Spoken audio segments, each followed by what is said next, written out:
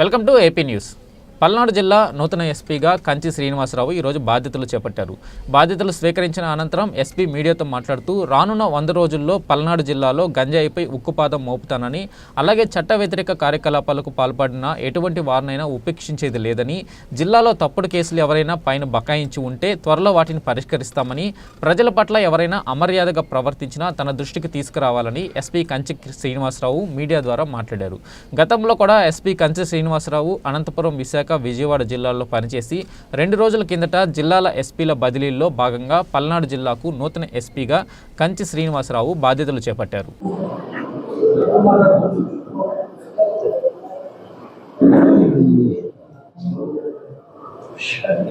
చారిత్రక ప్రాధాన్యం ఉన్నటువంటి ఈ పల్నాడు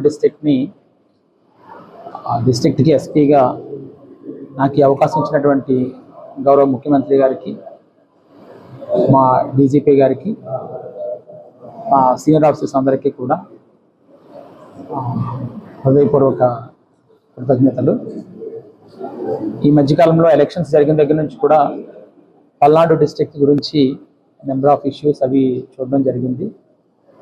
ఇక్కడ కూడా చాలా సమస్యలు రావడం జరిగింది.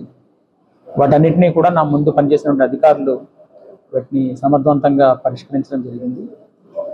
సో నేను కూడా ఈ విషయాలు ఏవైతే ఉన్నాయో వాటిని తొందరగా అవగాహన చేసుకుని వాటిని చట్టపరంగా ఏ విధంగా చేయాలో ఆ విధంగా చేయడానికి కృషి చేయడం జరుగుతుంది.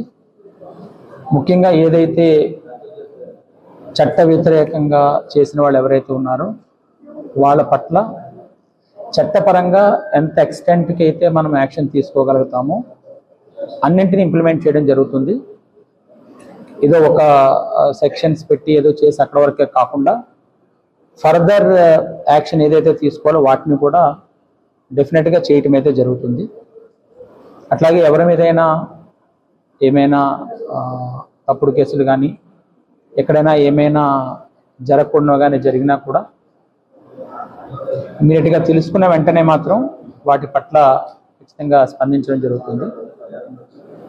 విమెన్ ప్రయారిటీ డెఫినెట్గా తీసుకోవడం జరుగుతుంది. అలాగే ఈ సీసీ కెమెరాస్ ప్రాజెక్ట్ ఏమవుతుందో దాని విషయంలో ముఖ్యంగా ఈ గాంజా